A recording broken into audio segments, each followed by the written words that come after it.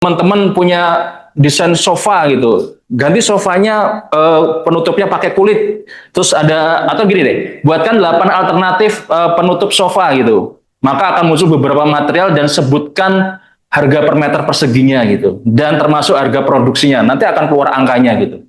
Nah, maksudnya AI itu nggak hanya sekedar menciptakan visual, tapi dia juga memberikan informasi terkait kuantifikasi dari material tersebut, dan itu sangat mungkin.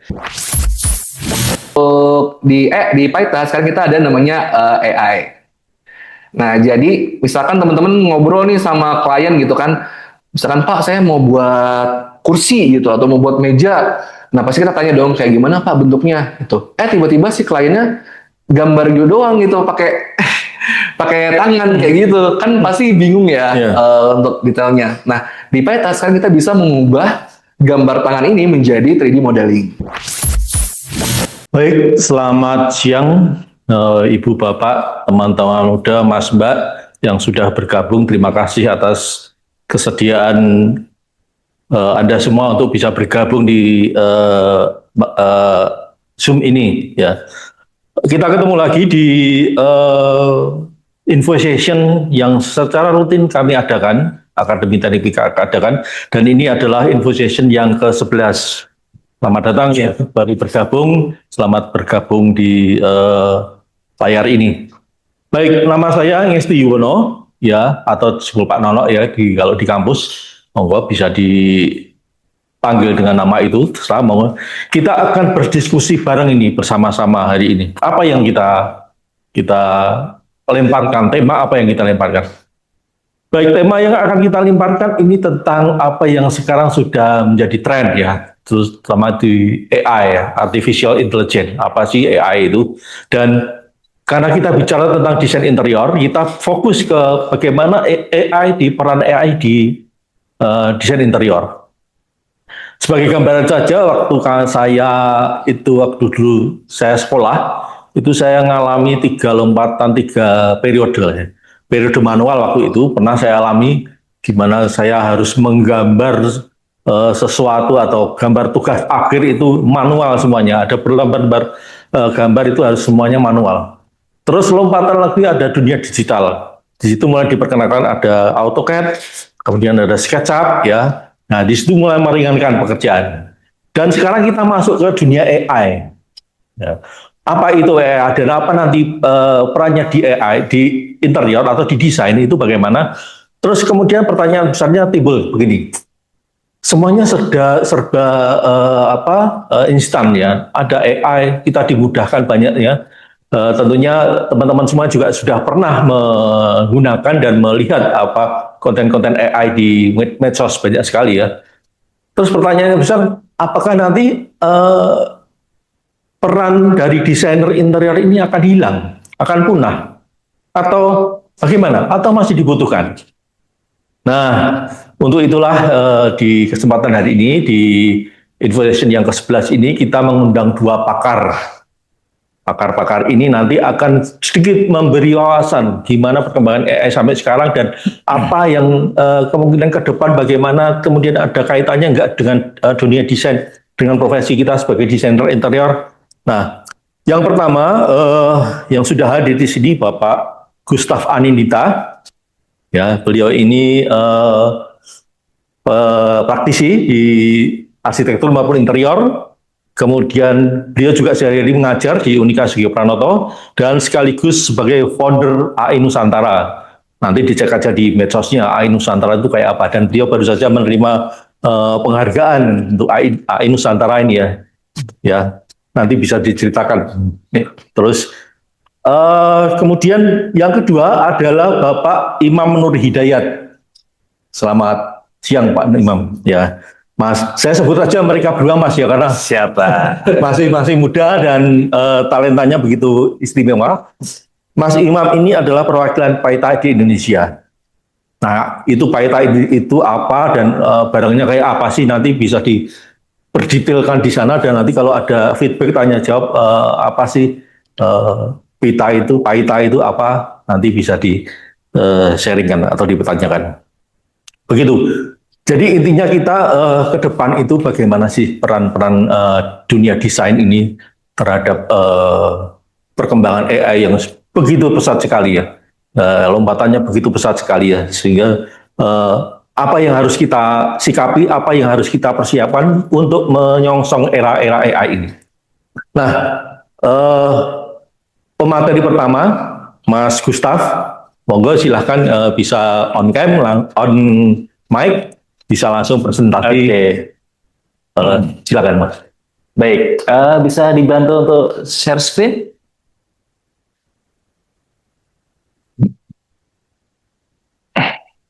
Oke, baik. Suara saya kedengeran ya? Oke. Bisa di full screen minta tolong?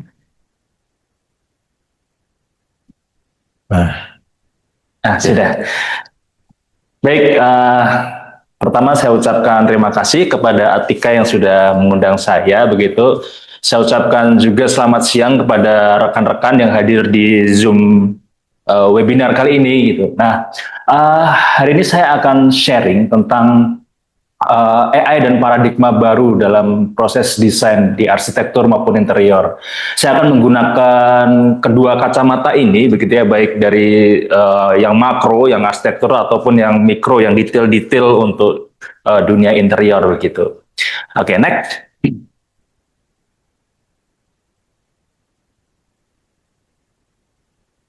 Oke, nah ini adalah akun media sosial saya yang tadi sempat disebutkan bahwa saya dari AI Nusantara. Itu adalah platform yang mencoba untuk memberikan semacam edukasi begitu tentang penggunaan AI, terutama dalam hal desain ataupun dalam hal kenusantaraan lebih umumnya gitu. Jadi kalau kita bicara desain, mungkin skupnya akan sempit gitu, sehingga saya coba tarik secara luas tentang kenusantaraan, karena Nusantara itu sumber inspirasi yang sangat banyak gitu ya untuk dunia desain gitu. Nah, dari situ saya juga melakukan penelitian bersama rekan-rekan dari DKV, ilmu komputer begitu, untuk mengulik AI ini ketika ditaruh dalam proses desain itu akan menghasilkan apa saja sih itu. Salah satunya pernah penelitian untuk pembuatan batik AI, lalu karakter kerajaan gitu ya, dan sekarang lagi jalan dua yang belum publish itu adalah tentang pembuatan game serta visualisasi relief di Candi Borobudur, yaitu relief Lita Vistara. Oke, next.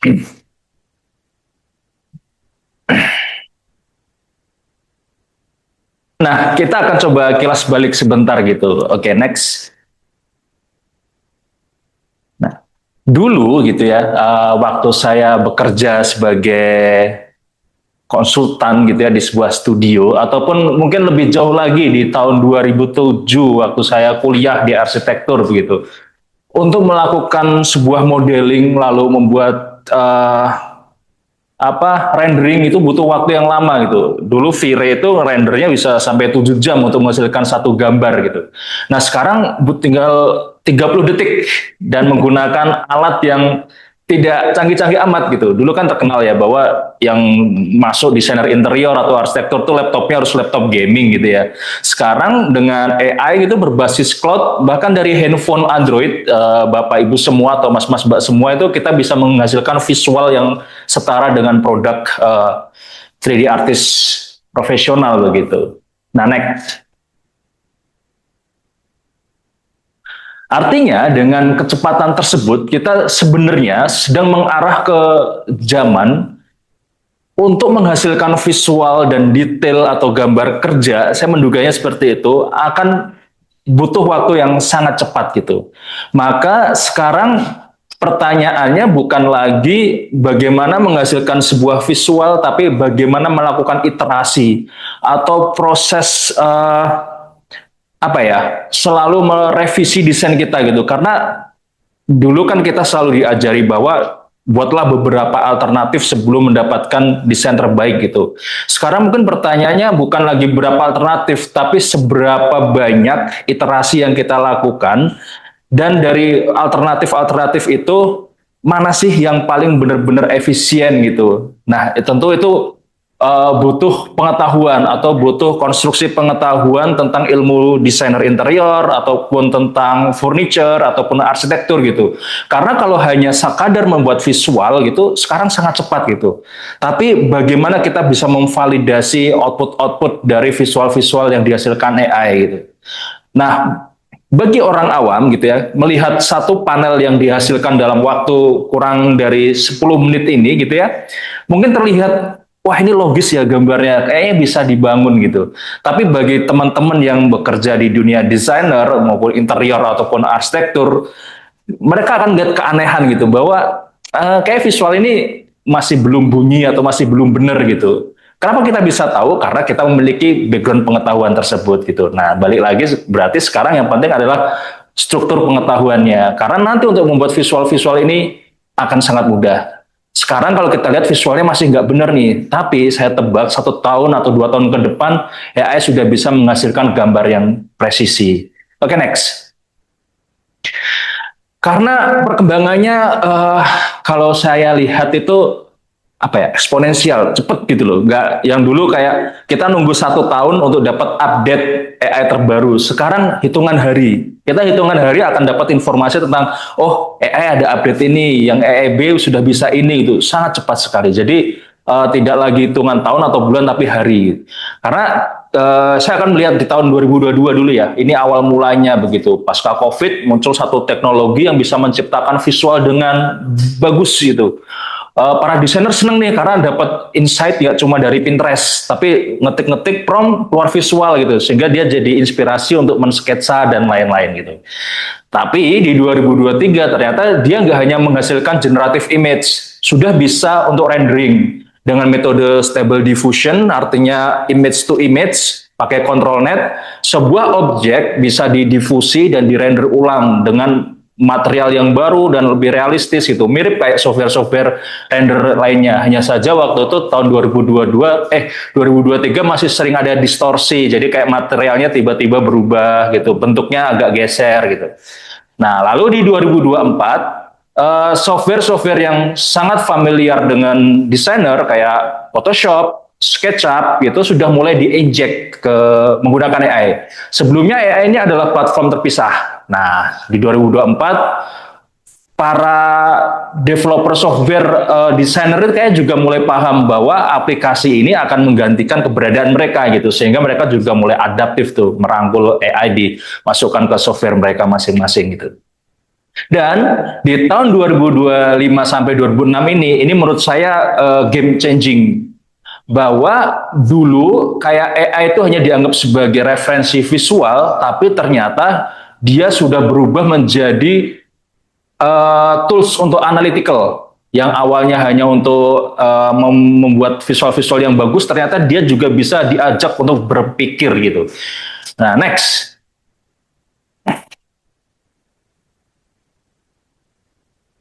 Oke, saya akan jelaskan sedikit tentang apa itu AI multimodal.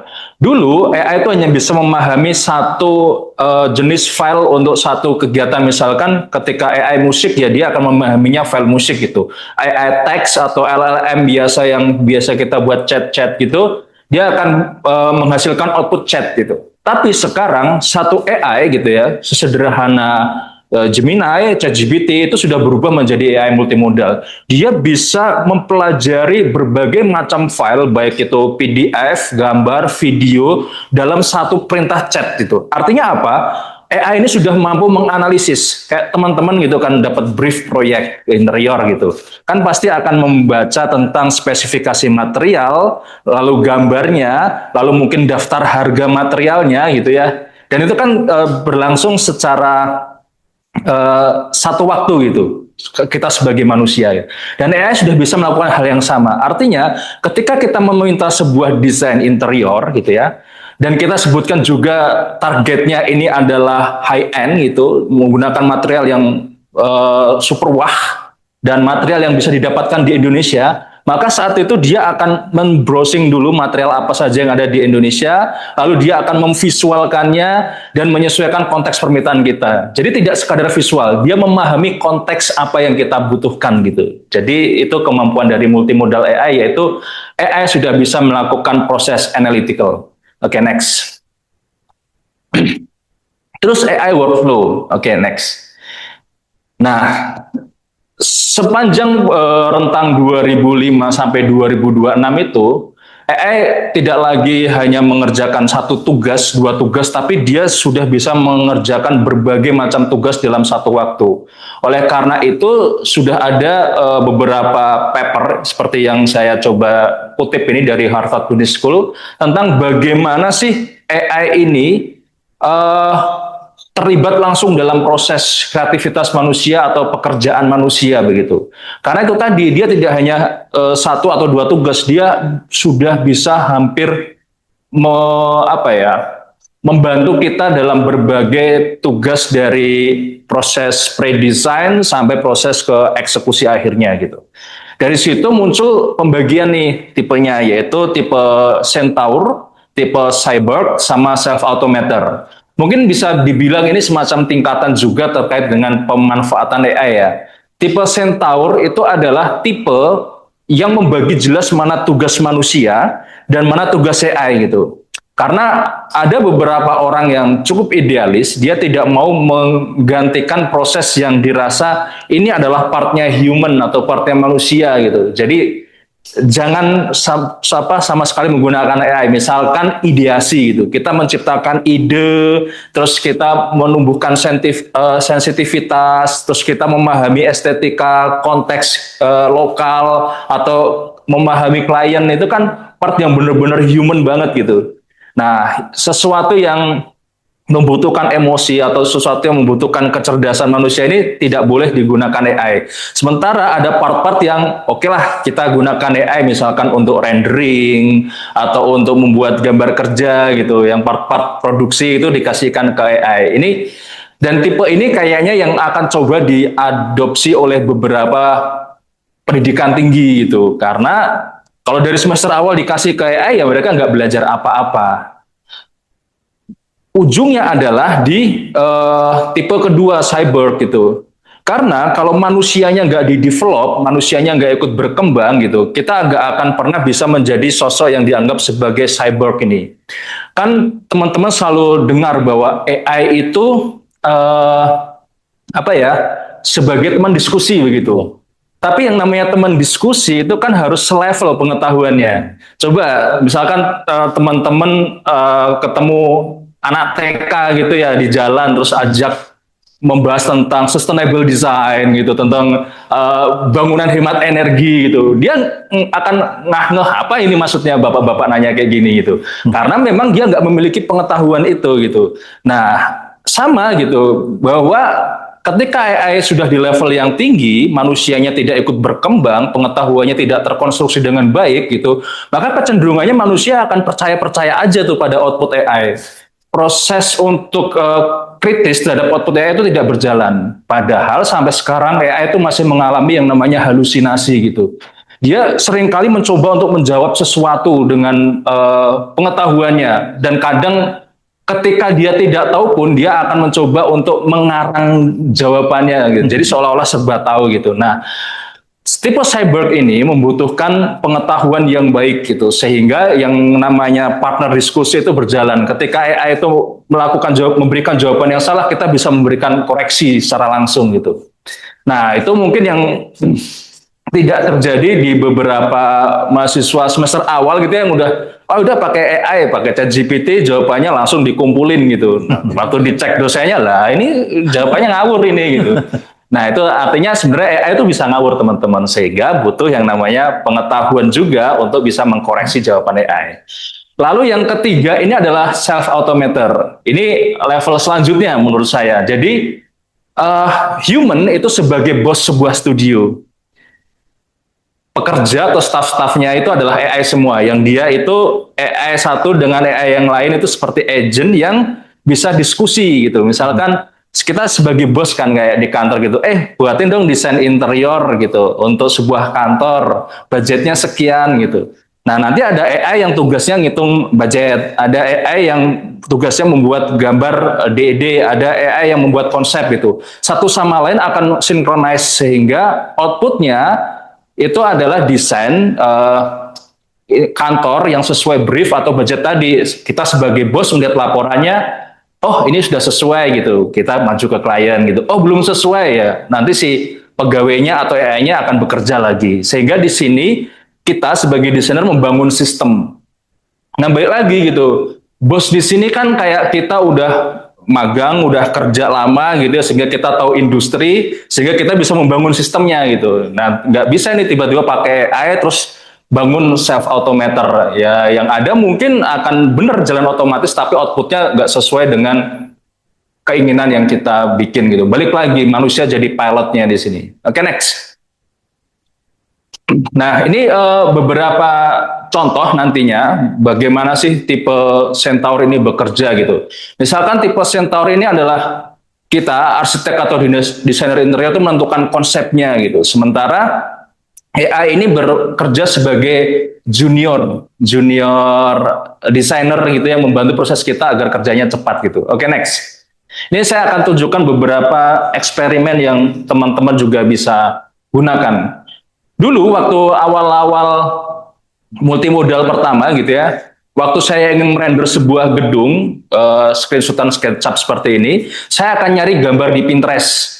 Lalu saya minta ChatGPT untuk membuatkan prompt-nya gitu. Kan katanya waktu itu prompt itu yang penting ya. Itu makanya ada istilah prompt engineer dan lain-lain. Prompt itu harus detail. Dan kalau kita nggak bisa nge-prompt-nya, ya udah tanya ChatGPT untuk bikin prompt-nya gitu. Keluar prompt-nya, terus saya bawa ke Gemini, jadilah visual renderan seperti itu gitu. Itu di 2025 gitu. Dan di 2026 tinggal seperti ini. Next. Nah, ini update GPT-2. Jadi saya punya gambar, saya punya contoh renderannya, saya upload keduanya, lalu promptnya tinggal kayak gini. Render bangunan di gambar pertama dengan kualitas dan style gambar kedua, langsung jadi. Termasuk mobilnya blur, langitnya sama-sama di blue hours, terus kantornya juga ada beberapa lampu yang menyala. Dia sudah memahami konteks perintah kita gitu. Tidak lagi butuh prompt yang detail. Promptnya akan terjadi di back end atau di belakang gitu. Nah, artinya kecepatannya sudah sampai di sini. Bahkan kalau ada ruang kosong gitu ya, buatkan desain interior berdasarkan gambar kedua gini, akan jadi. Nah, itu berarti seperti apakah proses pendidikan kita gitu. Itu akan menjadi pertanyaan juga gitu. Itu oleh karena itu kalau sekarang di tugas akhir gitu ya mahasiswa, boleh pakai renderan AI tapi tuliskan prompt-nya dan berikan gambar yang di render gitu. Soalnya kalau enggak, nanti jangan-jangan dia hanya bikin kotak ruang kosong gitu, terus di render jadi gitu. Maka harus ada base image-nya, harus ada sampel image-nya, sama ada prompt-nya. Apa sih yang kamu perintahkan ke AI? Itu artinya untuk menunjukkan transparansi. Oke, next. Terus ini untuk fasad gitu. Nah, kita kan kalau di interior, arsitektur, ataupun di dunia furniture kan sangat erat yang namanya material ya. Dan material itu nggak sekadar visual. Misalkan di fasad ini, ternyata material itu ada hubungannya dengan kemampuan mentransfer radiasi matahari ke dalam bangunan yang ditunjukkan ke U value gitu. Nah, di sini selain saya meminta untuk membuat alternatif fasad, juga muncul angkanya atau kuantifikasinya bahwa kalau pakai kayu U value-nya rendah, kalau metal U value-nya tinggi gitu.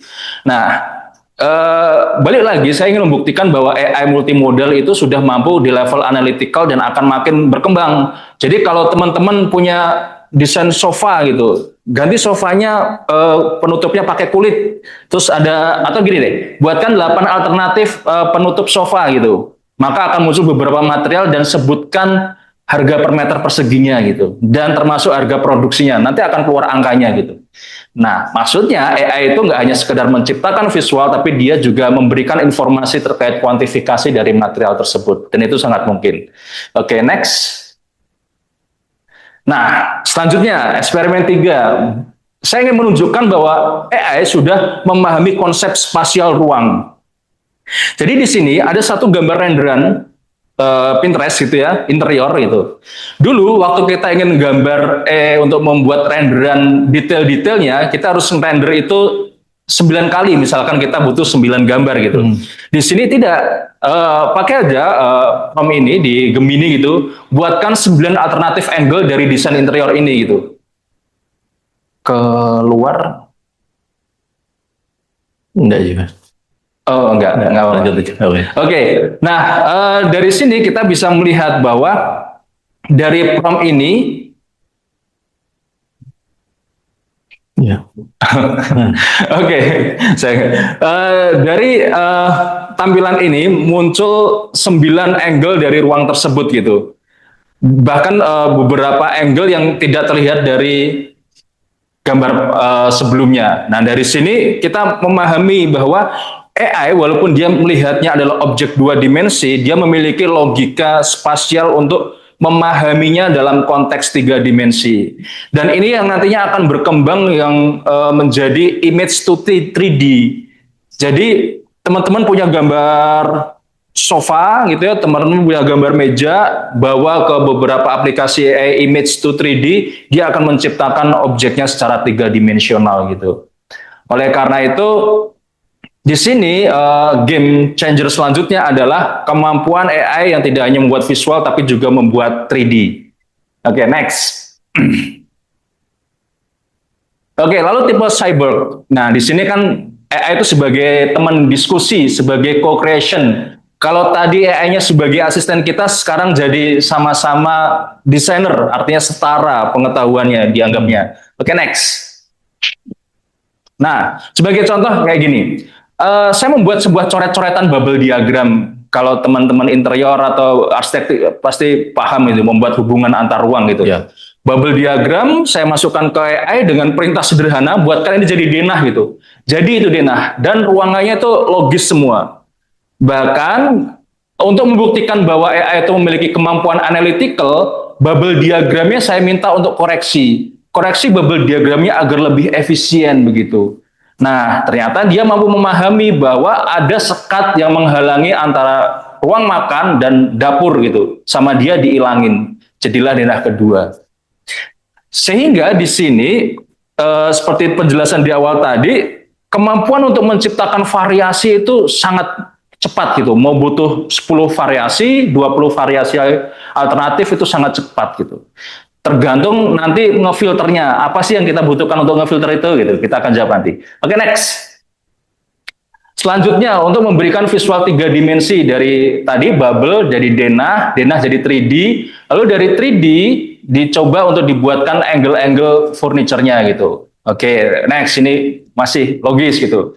Nah, tantangan selanjutnya gitu. Misalkan teman-teman punya sebuah desain interior gitu ya, ruang apa gitu.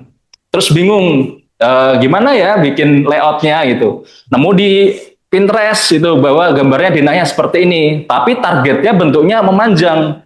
Di prompt, sesuaikan denah agar sesuai dengan area yang dibatasi. Dia bisa menyesuaikan itu dengan baik, bisa dengan fit gitu. Ruang-ruangannya juga terhubung dengan baik gitu. Oke, next. Mungkin masih mudah ya karena kotak. Kita coba challenge yang bentuknya tajam-tajam seperti ini yang agak susah gitu. Disesuaikan juga, ternyata dia juga bisa menciptakan konfigurasi ruang yang fit dengan target batasan yang kita buat. Nah, ini baru gini aja udah muncul 2 alternatif gitu. Next. 3 alternatif lagi bisa gitu.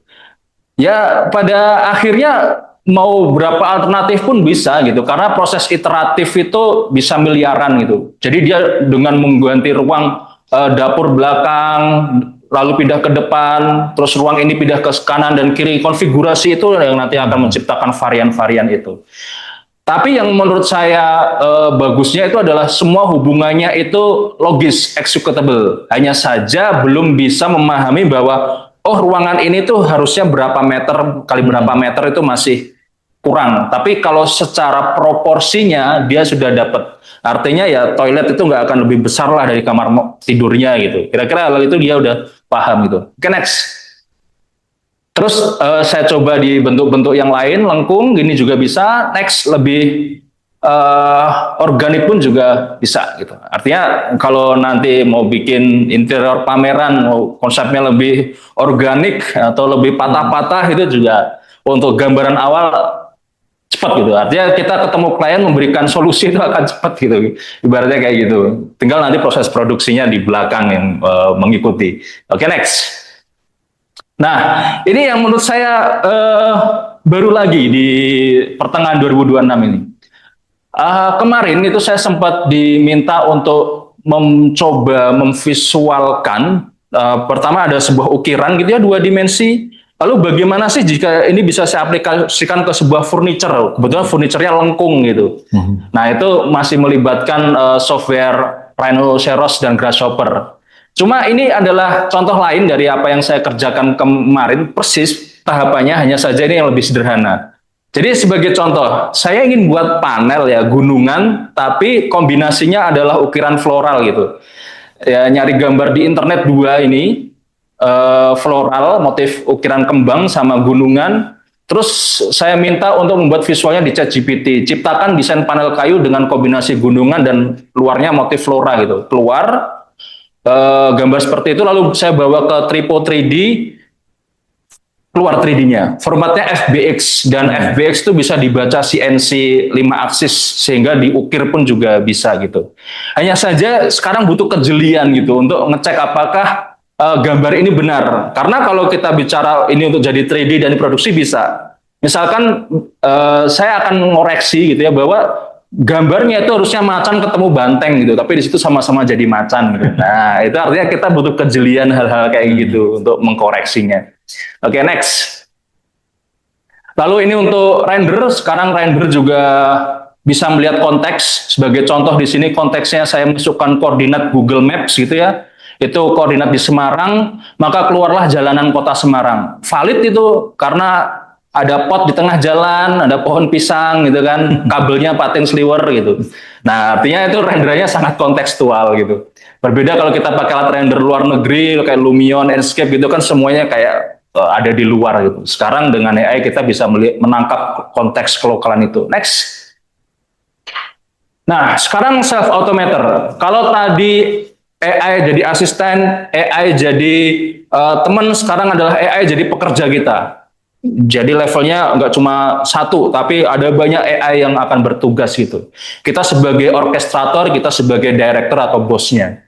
Oke, next. Sebagai contoh, kita arsitek, kita desainer interior, terus kita punya visi dan strategi desainnya, terus kita punya briefnya, kita memiliki quality controlnya, dan kita adalah penentu decisionnya, atau kita menentu keputusan desainnya gitu. Kita buat AI yang tugasnya untuk membuat desain, ada cost agent yang dia menghitung RAB, ada BIM agent yang dia membuat gambar kerjanya, ada yang membuat presentasinya, dan lain-lain, terus keluar jadi satu, kita siap maju ke klien gitu ibaratnya. Oke, next. Nah, untuk contoh sederhananya, ini adalah Opal Google ya, jadi semacam workflow sederhana, tahapan-tahapan desain kita terjemahkan dalam sebuah note atau blok-blok gitu. Jadi dia sebenarnya ini kayak algoritma sederhana gitu. Nah, saya dari dulu itu dikasih tahu sama dosen saya, bahkan sebelum ada AI. Beliau bilang bahwa segala proses yang berulang dan menciptakan pola kerja yang sama itu akan selalu bisa digantikan mesin gitu. Nah, sama kalau proses desain kita itu urutannya sama, dapat brief, konsep, terus 3D jadi gambar kerja, jadi gambar render, maka akan suatu saat muncul mesin yang menggantikan proses tahapan itu. Dan ini kejadian sekarang gitu. Artinya tahapan itu bisa dilakukan secara automation. Oke, next. Nah, ini ya, ini tugasnya yang algoritma tadi atau Opal tadi. Saya akan masukkan ke aplikasinya, itu adalah bubble diagram. Dari bubble diagram outputnya adalah berupa denah, 3D, sama gubahan tampaknya kira-kira akan seperti itu gitu. Baik lagi, kalau kita bicara kualitas, pasti yang awal-awal ini masih jelek gitu. Cuma ketika AI sudah bisa melogikakan hal tersebut, hanya tinggal tinggal menunggu waktu AI untuk menyempurnakannya, kira-kira seperti itu. Jadi selama logikanya itu sudah jalan, dia sudah menuju ke arah sana, nanti kualitas-kualitas kayak gini akan diperbaiki oleh dia. Termasuk gambar kerja, RAB, dan lain-lain, kita akan mengarah ke sana. Oke, next. Nah, ini kalau tadi adalah automation, ini adalah agentic AI, tipe yang agen, dia bekerja secara otomatis. Sebagai contoh, saya menggunakan Octo, punyanya Dreamina. Sebenarnya ini aplikasi untuk membuat sebuah film gitu ya. Tapi saya tahu bahwa dia memiliki logika untuk merasionalkan brief kita gitu. Sehingga di sini saya masukkan denah yang sama tadi. Saya minta buatkan skema interiornya, outputnya video jadi gitu. Next. Nah, sama dia dibuatkan urutan-urutan ruangnya gitu, termasuk eksteriornya dan lain-lain, termasuk pelaku ruangnya yang nanti akan jadi aktornya di dalam interior tersebut gitu. Dan semua itu berlangsung secara otomatis. Dan ini dibuat kurang dari waktu 2 jam. Nah, kebayang misalkan kita dapat sebuah denah dari klien begitu ya, terus denahnya kita masukkan ke agent ini gitu, buatkan visualisasi untuk pitching pertama setidaknya. Selama ini kan kalau kita pitching ke klien kan nyari gambar-gambar Pinterest dikumpulin satu-satu, ini enggak gitu, langsung masukin, nanti akan muncul videonya gitu, dan dari sini kita bisa berlanjut ke diskusi-diskusi selanjutnya dengan klien. Nah, di sana jadi proses produksi itu akan bisa dipotong dengan baik gitu. Ini kalau saya lihat itu eksteriornya logis dengan denah yang saya masukkan. Walaupun beberapa furniture layoutnya itu masih kurang presisi seperti yang seharusnya ada di denah. Tapi balik lagi, ketika logikanya sudah bisa mengarah ke sana, hanya tinggal waktu untuk menyempurnakannya. Oke, next. Lalu tantangannya apa sih teman-teman gitu? Tantangannya seperti ini. 1, next. Kita memiliki keterbatasan terkait dengan dataset lokal. Jadi kalau kita bicara AI itu akan selalu bicara tentang data-data yang sifatnya global gitu. Kalau kita butuh ukiran Jepara gitu, kadang nggak bisa keluar secara detail gitu. Atau kita butuh ukiran khas daerah Toraja gitu, susah ya, karena nggak ada datasetnya. AI itu bekerja berdasarkan dataset yang pernah dilatihkan ke dirinya gitu. Nah, sehingga kalau kita ingin bawa ke desain yang sifatnya lebih etnik atau yang sangat lokal, dia akan kesusahan. Pasti akan larinya ke sumber-sumber yang global atau Eropa atau enggak Tiongkok lah, Asia gitu. Indonesia sangat minim gitu. Nah, ini saya uji cobakan ke model arsitektur. Saya ingin bikin bangunan modern yang terinspirasi dari tongkonan. Nggak keluar sama sekali. Saya coba di Leonardo, Playground, Get Image, Microsoft itu nggak keluar. Mungkin keluar bisa itu di punyanya Gemini. Itu kan punyanya Google ya. Dataset kita mungkin ada banyak di sana yang lokal. Tapi balik lagi, kadang nggak presisi untuk beberapa material tertentu. Misalkan anyaman, rotan, bambu itu dia agak kesusahan gitu. Oke, next. Nah, ketika hal itu terjadi, maka yang perlu teman-teman lakukan adalah membuat datasetnya sendiri. Di sini saya kumpulkan beberapa foto-foto bangunan tongkonan gitu ya, saya trainkan gitu. Dan sekarang itu proses trainnya nggak butuh software khusus juga. Kumpulan gambar ini masukkan aja ke Gemini gitu ya, ataupun ke notebook LM atau ke ChatGPT pun juga bisa gitu. Pelajari 10 gambar ini gitu. Maka dia akan bisa memahami tipologinya. Ketika dia sudah memahami tipologinya, baru kita recall. Buatkan tongkonan. Nah, ini percobaan pertama, tongkonannya masih meleot gitu ya, masih lemes itu, belum semangat itu. Nah, yang kedua baru dia bener. Nah, ketika bener bilang bahwa ini desain ini udah bener, maka dia akan memahami bahwa proporsi ini sudah menunjukkan tipologi tongkonan. Dan kalau udah bisa, next. Kita bisa modifikasi itu dalam konteks apapun. Konteks bangunan di pinggir laut misalkan, tinggal masukkan promnya begitu sesuai keinginan kita, restoran di pinggir laut gitu. Atau next, bangunan yang lebih kontemporer gitu ya, perpaduan antara postmodern ala Zaha Hadid begitu. Jadi gitu. Dan ketika udah jadi maka kita bisa memodifikasi dalam berbagai konteks gedung atau desain apapun. Next. Nah, ini contohnya, diaplikasikan ke bandara, taman hiburan, gereja, stasiun MRT. Bahkan coba saya challenge untuk membuat stadion bola yang bentuknya kan bulat gitu ya. Dan sementara tongkonan kan kotak gitu ya, agak meleot situ sih tentunya. Tapi ya dia mencoba melogikakan itu. Si tongkonannya itu siluetnya tertangkap dengan baik gitu. Oke, next. Nah, dari berbagai diskusi kita tadi, tantangannya adalah 1, halusinasi AI itu masih beresiko untuk teman-teman, apalagi keputusan teknis ya. Maka semua tanggung jawab itu harus ada di kalian sebagai desainer interior ataupun arsitek gitu. Terus ada pelanggaran hak cipta dalam proses pelatihan AI. Misalkan teman-teman lihat desain perabot yang bagus gitu, yang kalau dibeli ribuan USD gitu, tapi kalian ambil gambarnya, latih ke 3D dan CNC bisa membuatnya gitu. Nah, maka pencurian itu akan bisa gitu. Atau ada 2 desain gitu, atau 2, 3, 4 gitulah. Dimasukkan ke AI di Blender, saya menggunakan istilah Blender begitu ya. Maka akan muncul desain baru. Dan desain baru ini tidak terdeteksi sebagai plagiasi. Karena dia muncul dari sesuatu yang benar-benar nggak ada itu desainernya. Jadi kalau teman-teman produksi itu ya udah itu soal etik aja gitu. Bener nggak sih saya pakai gambar full AI untuk sebuah produksi gitu. Oke, dan semua keputusan-keputusan itu tetap tanggung jawab desainer sebagai operatornya gitu. Oke, next. Lalu peluangnya, nah selama ada tantangan juga ada peluang gitu. Sekarang akan muncul era yang namanya master builder atau era tactile gitu.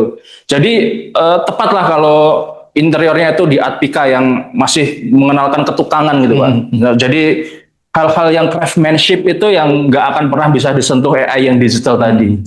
Kecuali AI-nya jadi robot, nah itu nanti industri lain lagi itu. Tapi kalau sekarang justru pengenalan material langsung, wujudnya, terus merasakan kualitas material itu yang dibutuhkan gitu. Tidak hanya yang visual-visual. Jadi pendidikan yang hanya dulunya fokus menggambar itu sekarang akan mulai bergeser menjadi fokus meng-create sesuatu yang tidak tersentuh dunia digital itu tadi gitu. Oke, next.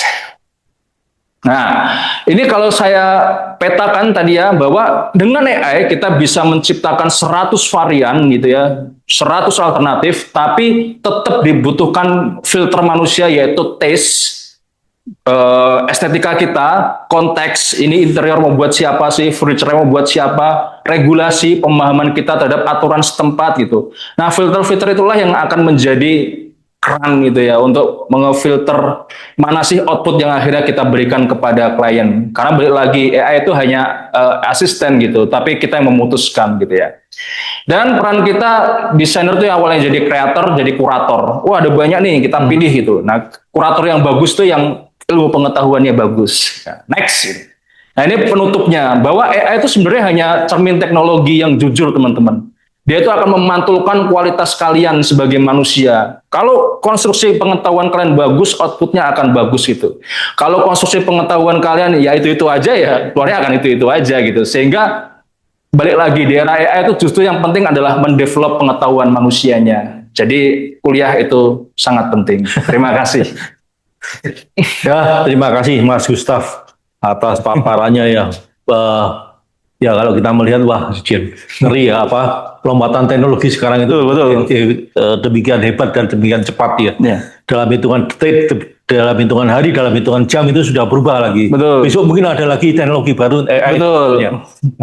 Nah, sekarang ada narasumber yang kedua, Mas Imam itu akan cerita tentang Paita. Apa sih yang ditawarkan Paita di dunia AI ini? Apa yang bisa diadopsi atau apa yang bisa dipecahkan atau yang bisa ditawarkan dari AI ini di Paita?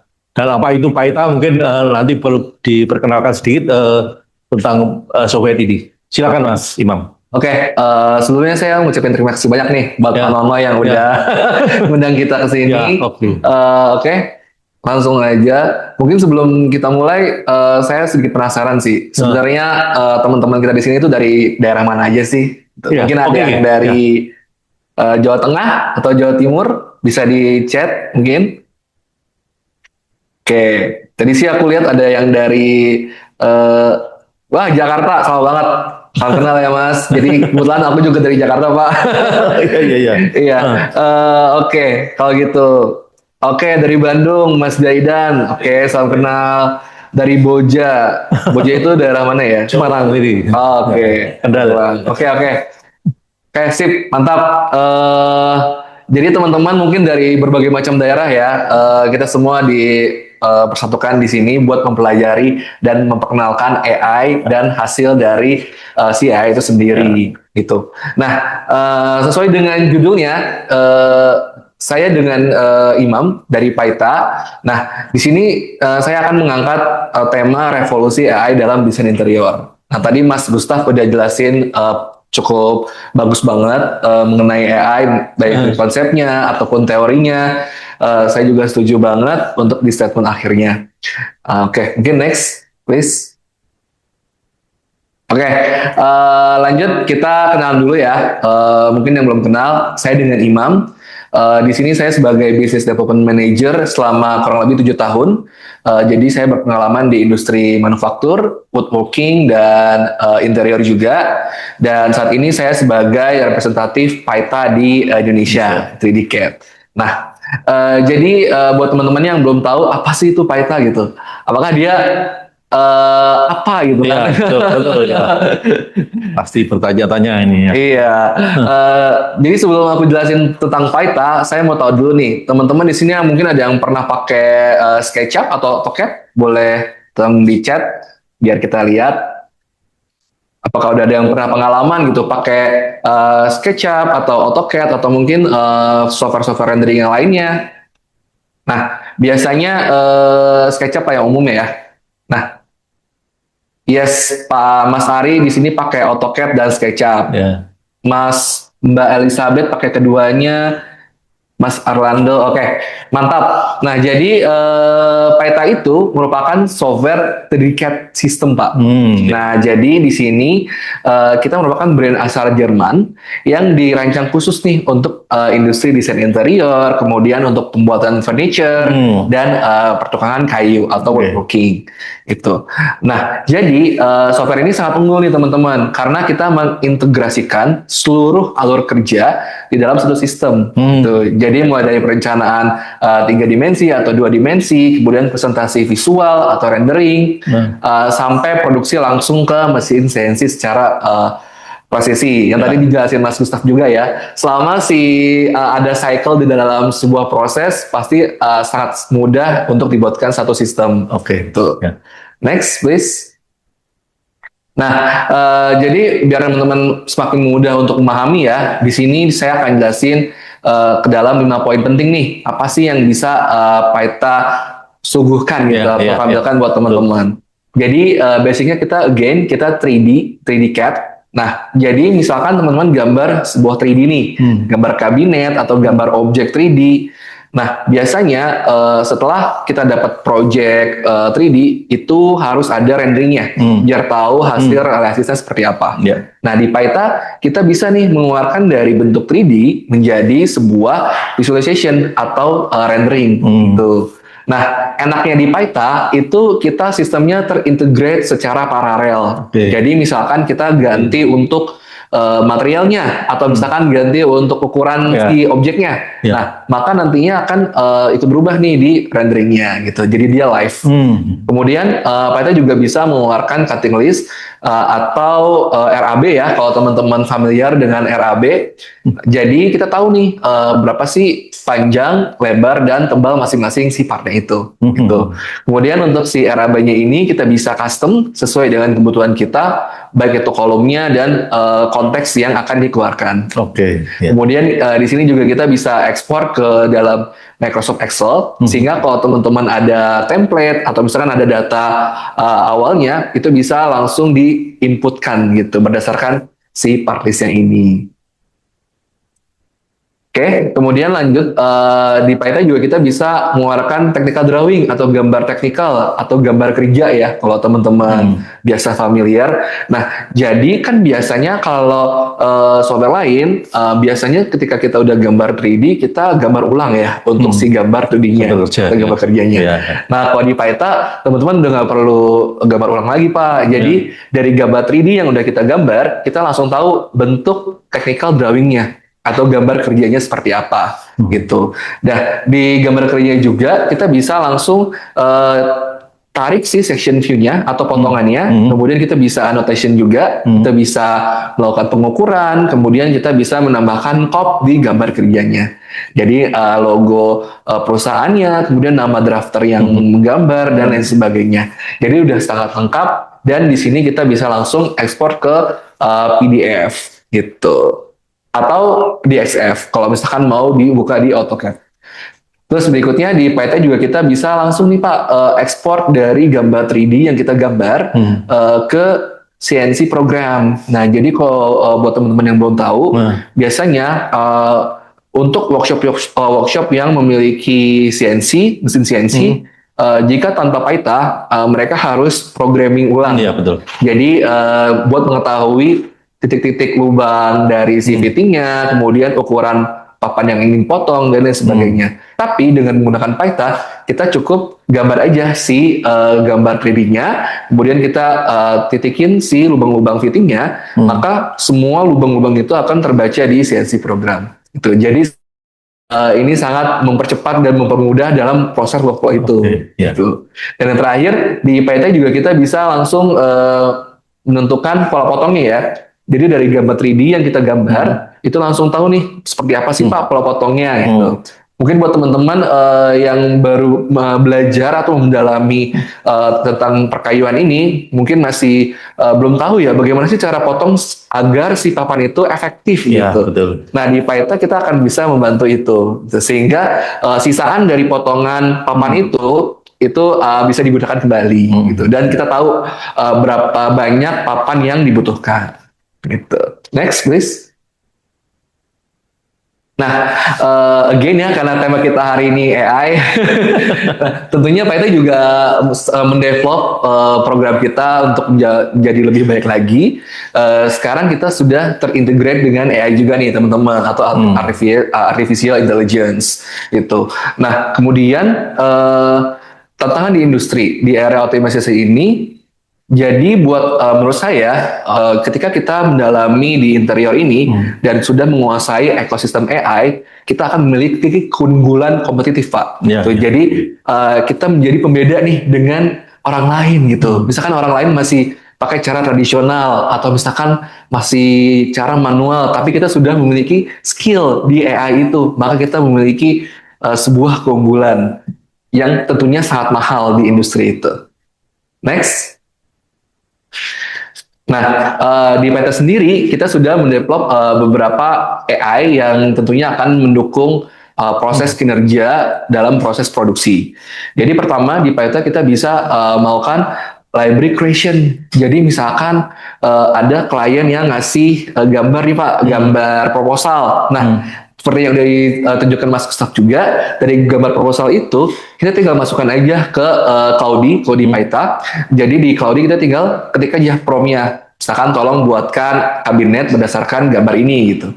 Nanti Paita akan langsung membuatkan plugin-nya dan langsung bisa di custom sesuai dengan kebutuhan kita. Kemudian di Paita juga bisa langsung membuatkan business analytics. Jadi ketika di workshop sendiri kita kan nggak tahu ya, karena project yang dilakukan itu banyak, material yang digunakan juga tidak terhitung. Nah di Paita kita bisa membantu untuk menghitung dan menentukan jadi material apa atau hardware apa yang paling banyak digunakan di project itu gitu, sehingga bagi business owner atau teman-teman yang lagi running workshop tahu nih, oh misalkan material yang paling gunakan ini material A, ya udah tinggal stok aja kita si material A itu karena demand-nya tinggi. Tuh. Kemudian next di Paita juga kita bisa 3D modeling dari 2D image. Jadi maksudnya adalah misalkan teman-teman lagi brainstorm nih dengan kliennya atau misalkan dengan customernya. Nah, pastinya kan kita perlu tahu ya barang apa sih yang mau kita buat gitu. Jadi di Paita sekarang kita cukup gambar pakai sketch aja, pakai pulpen. Nah, dia bisa langsung mengubah itu menjadi 3D modeling. Gitu. Kemudian di Paita juga kita bisa tahu juga berapa sih harga dari gambar yang kita buat gitu. Misalkan kita buat kursi atau buat meja, nah kita kan perlu tahu ya Pak, berapa sih harga jual ke customer yang kita tuju gitu. Dan itu juga sangat tricky, karena kalau kita jual kemahalan, kita untung, tapi belum tentu laku. Tapi kalau misalkan jual terlalu murah, kita rugi tapi laku gitu. Nah tujuan si costing dan competition report itu di situ kita bisa menentukan harga sesuai dengan harga pasar dan tentunya tetap untung karena bisa di markup. Kemudian yang terakhir di Paita juga kita bisa AI rendering yang udah ditunjukin ke Mas Gustaf juga. Cuman kita lebih ke furniture-nya mungkin ya Pak ya. Tadi kan Mas Gustaf lebih ke bangunan, kemudian desain interior secara keseluruhan. Kalau kita bisa lebih ke furniture, karena tujuannya kita bisa memperbaiki hasil AI itu menjadi lebih detail dan siap untuk diproduksi. Gitu. Next.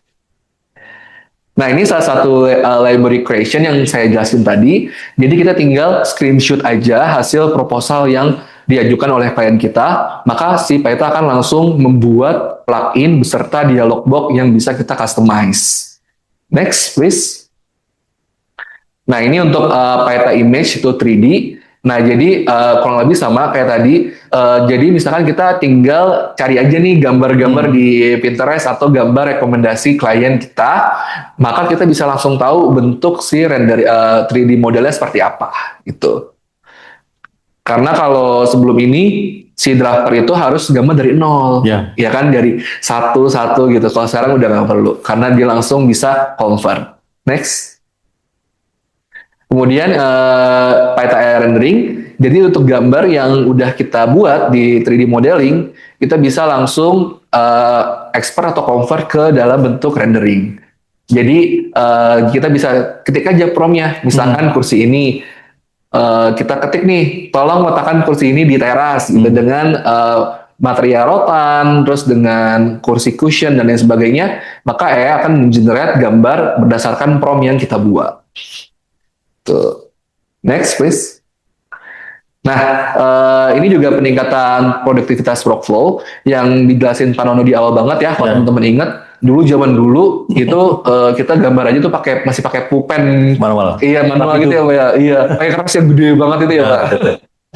Iya, jadi sangat berkembang ya teman-teman ya. Jadi saat modeling tradisional mungkin hanya mendapatkan 40 efisiensi. Sedangkan CAD konvensional, nah CAD konvensional itu adalah jadi sebelum AI ini muncul. Jadi misalkan kita hanya terbatas pada softwarenya aja.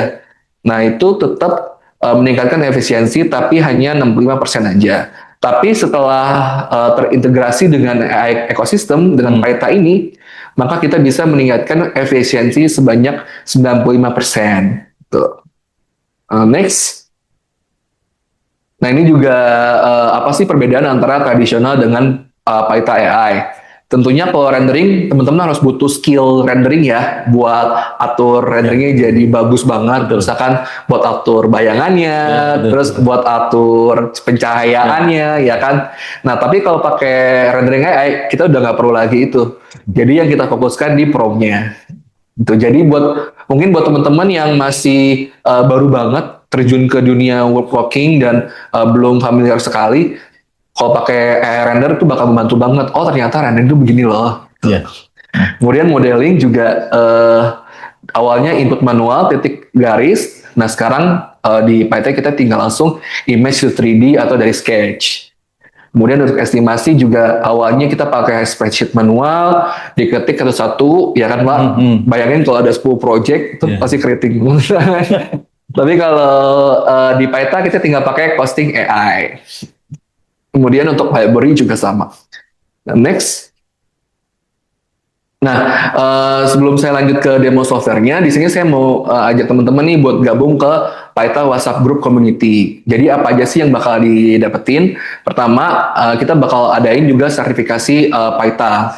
Tadi seperti yang udah kita jelasin nih, karena kan kita butuh upskill ya Pak ya, buat mendapatkan skill-skill baru gitu. Dan kita ada sertifikasi Paita, kemudian ada info lowongan kerja juga. Jujur saya juga sering keliling-keliling workshop dan pabrik di Indonesia, khususnya di manufacturing interior, itu pasti bisnis ownernya tuh selalu bilang ke saya buat mencari drafter gitu. Nah, jadi buat teman-teman yang mungkin lagi sedang mencari job seeking, bisa join ke komunitas kita. Kemudian ada event seminar juga seperti yang kita adakan sekarang, dan kita juga udah official partner dengan Aptika. Jadi nanti kalau ada next event kita bakal adain lagi. Gitu. Next kita juga bisa drafter se-Indonesia. Oke. Nah, mungkin di sini saya izin share screen ya buat demoin sedikit si softwarenya.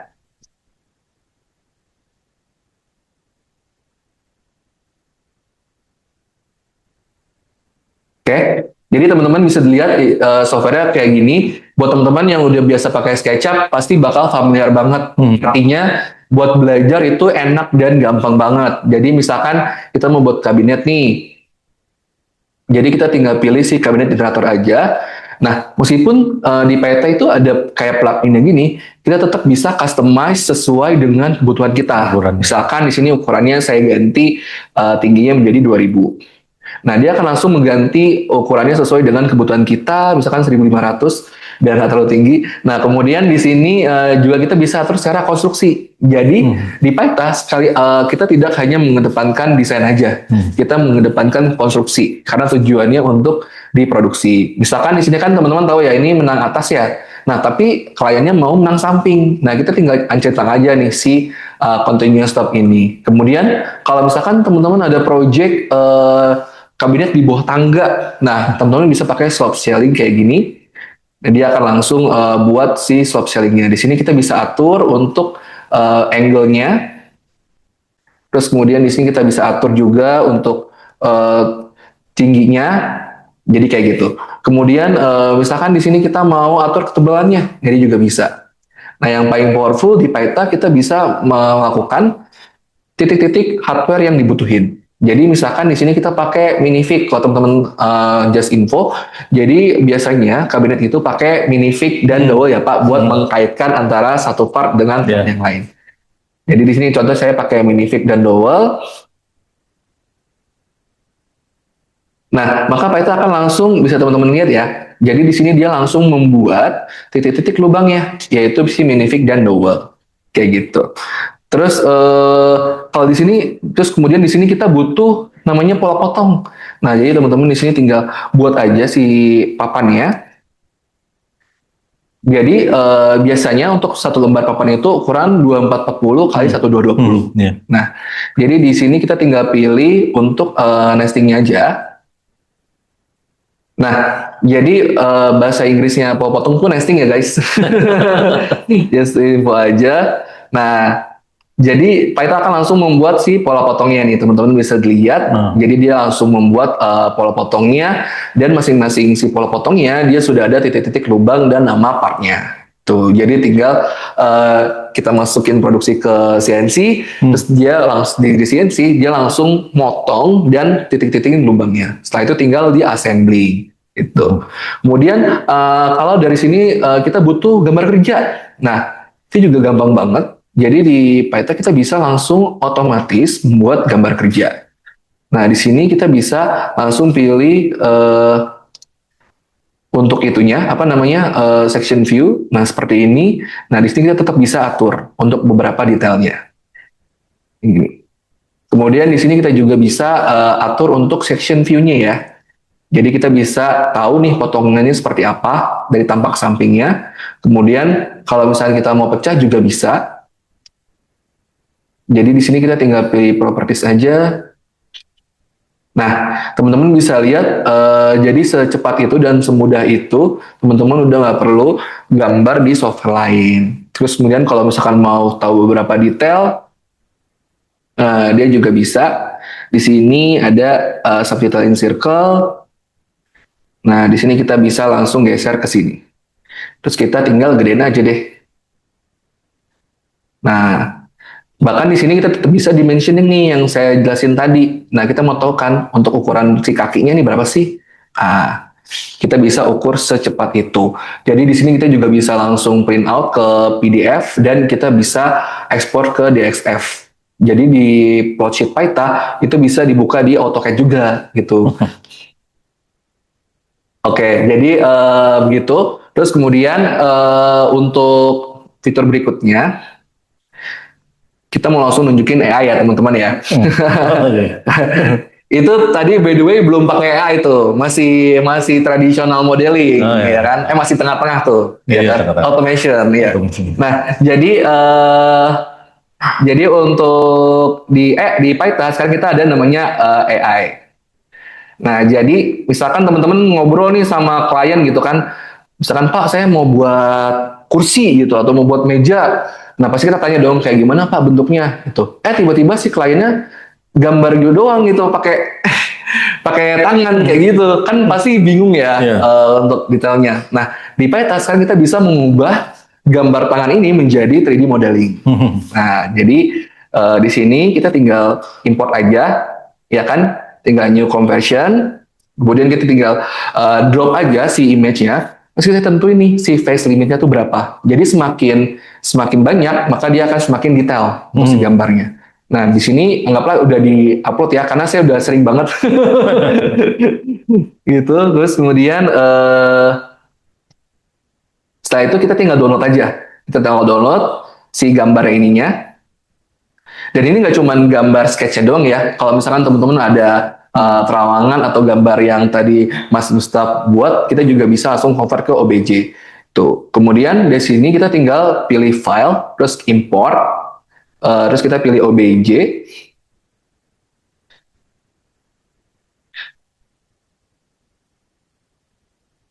Nah, dia akan langsung buat import si gambarnya. Nah, dari setelah si hasil AI ini, tugas Paita untuk memperbaiki detailnya nih, Mas. Jadi kan nah, di AI memang ada kendala untuk detail dan perintilannya ya istilahnya. Nah, ini kita tinggal rotate aja si sofanya, misalkan di sini kita berdiriin gitu kan.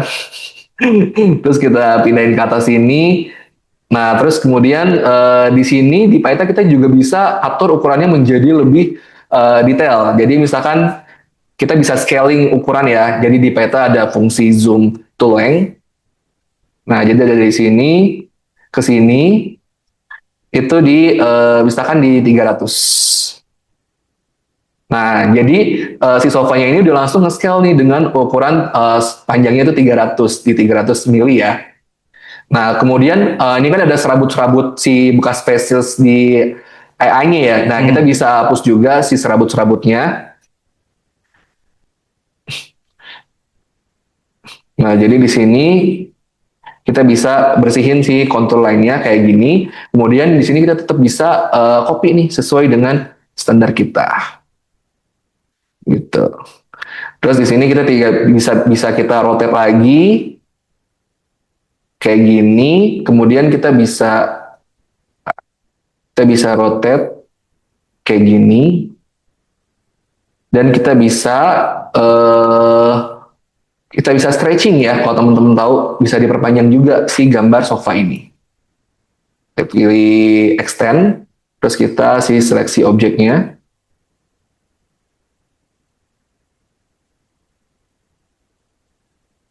Nah, jadi kan dia memanjang kayak gini nih teman-teman. Nah, dari sini kita kan butuh namanya rendering ya, buat nunjukin ke klien kita. Oh, kira-kira gini ya Pak, nanti buat sofanya. Nah, habis itu kita tinggal aja modify with AI di Paita. Tuh. Nah, jadi dari sini kita tinggal pilih photorealistic image. Habis itu kita tinggal ketik deh, buat sofa ini bahan kulit terus letakkan meja di depannya gitu, contoh ya. Di ruang tamu gitu. Nah, dia akan langsung mengenerate image berdasarkan prompt yang kita buat. Nah, biar cepet, di sini saya udah screenshot hasilnya.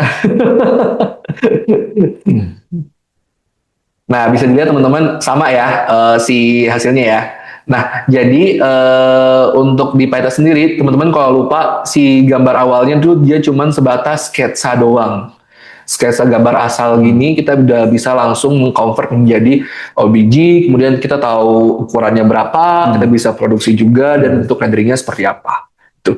Dan semua proses itu kita bisa lakukan kurang dari 2 jam mungkin. Nah, bisa bayangin teman-teman itu bisa mempercepat pekerjaan teman-teman banget. Oke. Tuh.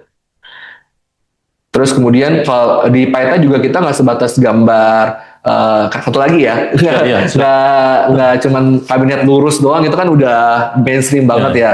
Nah di Paita kita bisa buat kabinet yang melengkung juga. Masih share screen kan? Nah jadi ini kan si kabinet lurus ya. Nah misalkan di sini saya mau buat melengkungin deh gitu kan, buat counter. Jadi saya tinggal copy aja si kabinetnya.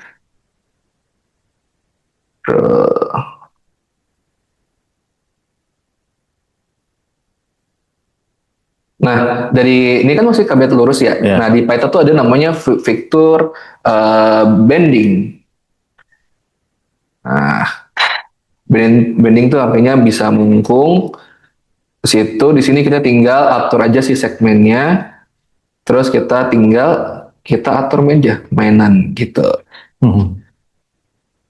Nah, teman-teman bisa bayangin secepat itu. Terus di sini kita juga bisa pecah gambarnya ya. Karena di software lain itu dia nggak bisa pecah gambar Pak. Jadi untuk masing-masing partnya kita nggak tahu. Gitu.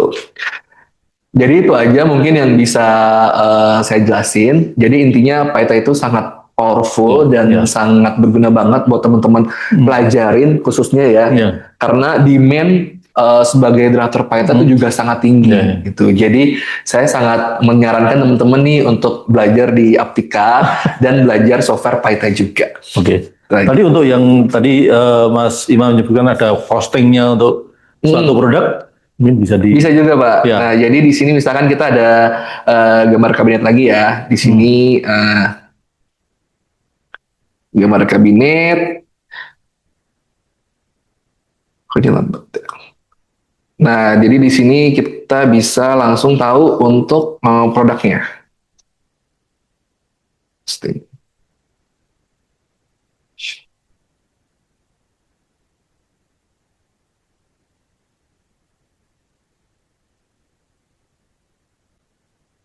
Oke, jadi di kabinet ini kita misalkan tambahin lagi kayak tadi, terus di sini kita juga bisa tambahin untuk materialnya. Nah, enaknya di Python, materialnya kita bisa custom ya teman-teman, karena basicnya kita JPEG untuk materialnya. Jadi kalau teman-teman ada custom material itu bisa banget dan nggak terbatas pada HPL doang ya. Jadi misalkan ada material kaca atau aluminium itu bisa juga tambahin.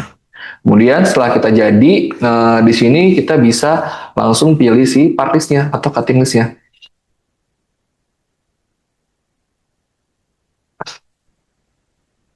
Oke, kita buat si part list-nya.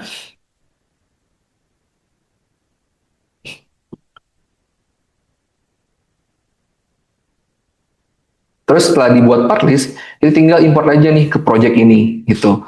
Jadi di sini saya udah beberapa kali untuk buat si costingnya. Nah, kita pilih salah satu project yang udah pernah kita costingin. Nah, jadi teman-teman bisa lihat ya, jadi kan ada kabinet satu. Jadi dari kabinet yang kita gambar, si AI ini dia langsung totalin, oh harganya tuh $175 loh gitu. Dengan breakdown material di $60, kemudian di agingnya di $20, hardware di 16, matchingnya di 43 dan assembly-nya di 32. Nah, jadi di sini ada breakdown-nya secara lengkap. Kemudian di sini juga dia bisa ngitung nih berapa sih material yang digunakan gitu. Jadi di sini untuk material yang gray ini dia digunakan di 9, kemudian dengan harga per areanya di 3.900 dan harganya totalnya di sekian gitu. Pokoknya lengkap banget dan di sini kita bisa optimize juga panel optimization. Jadi kita tahu pola potongnya seperti apa. Terus di sini kita bisa download. Nah, teman-teman bisa lihat jadi dia langsung membuat pola potong dari kabinet yang kita gambar barusan. Terus kemudian di sini juga kita bisa tahu untuk panjang aging dan harganya dan hardware-nya. Jadi kalau misalnya kita pakai dowel, kalau teman-teman tahu dowel ya, terus kalau bisa pakai minifig, bisa pakai screw, dan dia juga bisa tahu. Jadi semua harga ini kita juga bisa analisis juga nih. Karena si AI tadi dia langsung menganalisis harganya gitu. Dia langsung buatin si pie chart-nya nih teman-teman. Jadi masing-masing percentage harganya langsung muncul. Kemudian mungkin teman-teman bertanya ya, itu harganya dari mana Mas gitu. Nah, di Python kita memang custom itu, kita bisa tentuin harga kita sendiri. Karena di Python ada namanya database. Di sini kita bisa input harganya berdasarkan standar di perusahaan kita gitu. Jadi kita bisa langsung namain materialnya apa, harganya berapa dan panjang lebar per lembarnya berapa hingga detail yang lain sebagainya. Bahkan untuk di database ini kita bisa import untuk gambarnya ya. Jadi kita bisa terbayang, oh misalkan material aluminium, oh gambarnya kayak gini loh, kayak gitu. Jadi nanti semua harga yang udah diinput akan men-trigger si AI itu sebagai machine learning buat ngebuat postingnya. Gitu Pak. Oke, oke. Jadi kalau tadi kan disebutkan ada bermacam-macam hardware ya yang digunakan ya. Nah itu bagaimana itu? Hardware kan banyak sekali untuk furniture ya. Ada fitting-fitting itu masuk gimana Mas? Betul, jadi di hardware-nya ada dua cara buat input di costing. Ya. Pertama, kita bisa import secara otomatis di Paita. Jadi di sini ada hardware-nya, ada settingan hardware-nya, dan dia tidak terbatas. Kita mau pakai ratusan jenis hardware bisa gitu. Asalkan kita tahu si technical drawing dari hardware itu. Gitu. Bisa dilihat di sini di filter saya aja ada beberapa. Misalkan kita pakai konsep screw sama dowel, gitu. Pakai screw dowel gitu, itu bisa. Atau misalkan pakai screw minifig, itu juga bisa. Nah, jadi untuk si hardware sendiri itu kita hargain di software Python-nya atau kita bisa hargain di AI-nya. Jadi tergantung kebutuhan kita. Gitu. Bahkan di sini juga ada artikel kodenya. Jadi kalau misalkan kita ada hardware kan pasti di bungkusnya itu ada artikelnya ini gitu untuk yang itu. Kemudian kita bisa tulis juga brandnya apa, apakah brand mungkin Taco atau Lamita gitu. Biasanya gitu Pak. Kemudian bahkan untuk produk URL-nya. Jadi kalau misalkan customer nanya, ini ada bentuk ininya nggak sih real time-nya gitu. Nah teman-teman bisa langsung input di produk URL. Gitu. Terus again di sini kita bisa tambahin untuk gambarnya Pak. Itu di sini kita bisa tambahin price per pieces-nya dan lain sebagainya. Dan di sini juga kita bisa buat reportnya. Jadi misalkan klien butuh, coba dong tolong buatin print out gitu dari si reportnya itu. Nah di Python juga kita bisa mengconvert untuk reportnya seperti ini, jadi PDF. Jadi teman-teman just for information juga, biasanya kalau di industri woodworking, selain klien membutuhkan gambar kerja, kemudian rendering, ya kan, kemudian cutting list, nah kalian juga butuh si costing ini buat jadi pengajuan dan penawaran.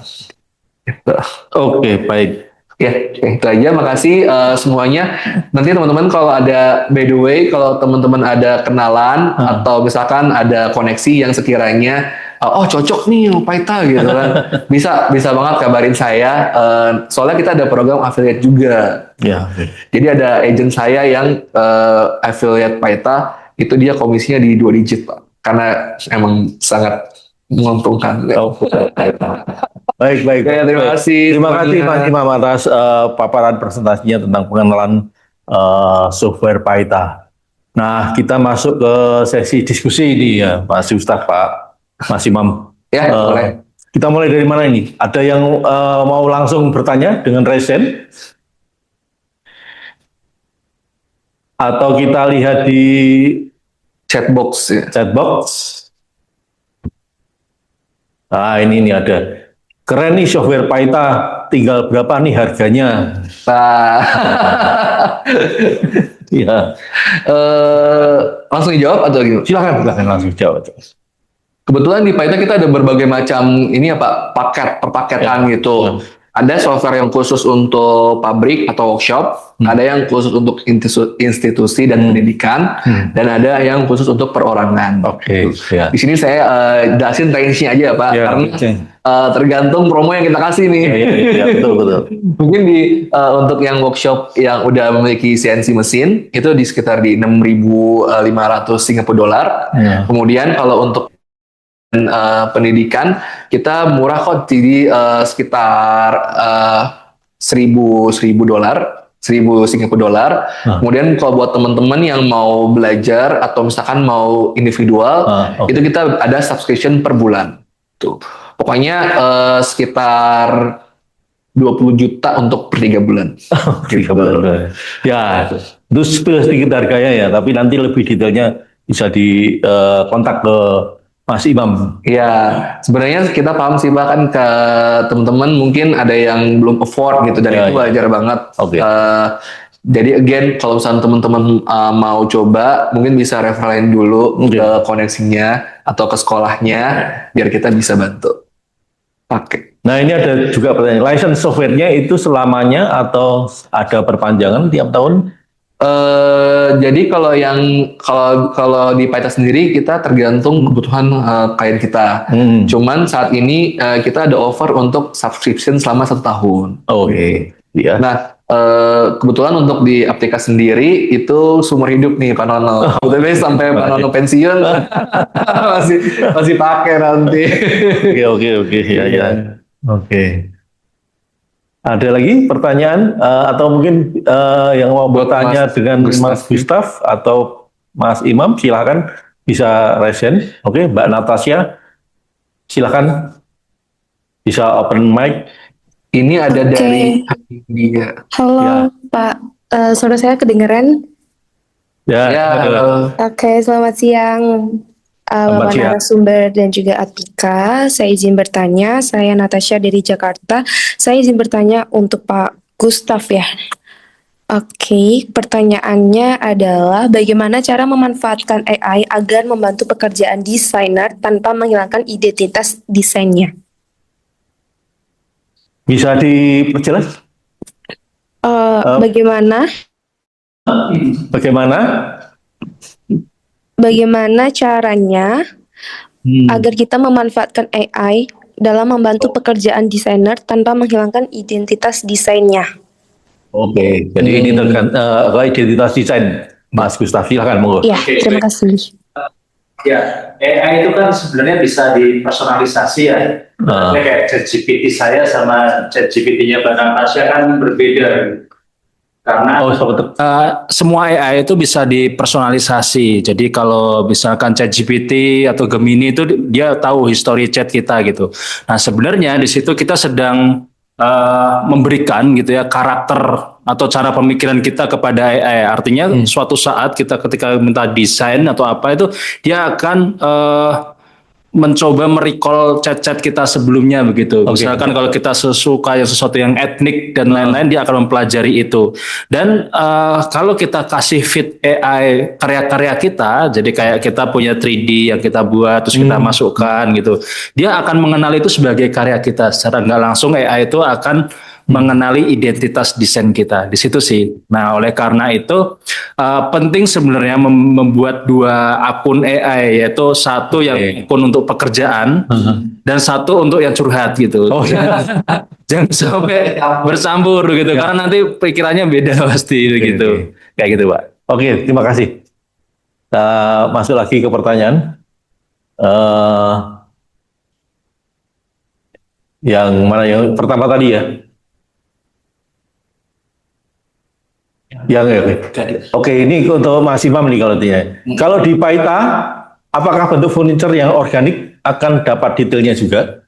Iya, Bisa. jadi bisa. Jadi maksudnya organik itu mungkin yang solid yaitu ya Pak ya. Solid ya. Ya, melengkung solid bisa. Jadi kita nggak cuma terbatas untuk kabinet aja, kita bisa untuk solid dan material yang lainnya. Oke. Jadi kita bisa tahu juga untuk gambar kerjanya dan detail RAB-nya. Oke, terima kasih.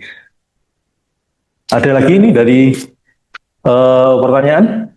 Oke. Kita mau menambahkan jawaban yang tadi Pak yang pertama. Oh ya, silakan. Bisa juga yang terkait dengan identitas itu ya. Jadi kayak identitas itu kan kaitannya dengan ide kita ya. Ya. Jadi porsi untuk menciptakan ideasi itu jangan pernah diberikan ke AI sih. Itu sih. Oh gitu ya. Ya, jadi itu yang paling ngunci bahwa pemikiran desainnya itu dari kita tuh nyari ide jangan kasih ke AI, tapi diri kita sendiri. Itu buat dapur kita ya, maksudnya untuk kita sendiri. Oke. Dapur. Ini dalam ini untuk Mas Imam lagi nih. Atau Banyak ya. Bentar ya, yang satu dulu ya. Jika ini Mas Gustaf, jika AI mampu menghasilkan desain dengan cepat, apa menjadi nilai lebih seorang desainer dibanding AI? Ini Baik. kaitannya. Nilai lebihnya adalah di penciptaan. Jadi AI itu kan dia di dunia maya ya atau dunia digital gitu. Sementara yang kita tahu lapangannya itu adalah manusia gitu. Sehingga kemampuan apa ya menggali informasi yang ada di lapangan itulah yang membedakan desainer satu dengan yang lain. Atau sederhana memahami klien gitu. Seorang desainer yang baik dia akan bisa paham sebenarnya kebutuhan kliennya itu di mana sih, kesukaannya apa dan lain-lain gitu, sehingga problem solvingnya itu bisa lebih tepat gitu. Bener AI cepat tapi belum tentu dia tepat gitu. Betul, ya. Makanya kita harus betul-betul jeli ya. Apa yang dihasilkan AI itu harus cross check lagi. Kita lihat lagi apakah memang itu sesuai dengan apa yang kita inginkan ataukah apakah itu sesuai dengan kaidah-kaidah yang kita pelajari. Ya, sensitivitas manusia itu kayak sesuatu yang nggak akan terganti. Betul ya. Oke, ini ada lagi tadi nomor yang ini sudah yang nomor 3. Apakah perkembangan AI lebih banyak menjadi peluang atau ancaman bagi seorang profesional desainer interior dan furniture? Nah, kira-kira apa ya alasannya?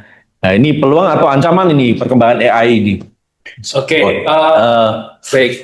Kalau saya merujuk ke hasil kuesioner yang dilakukan RIBA ya. Jadi RIBA itu kayak AI-nya Inggris gitu, Pak. Ya. Jadi kebanyakan desainer tuh melihat ini sebagai peluang sih, karena gitu ya.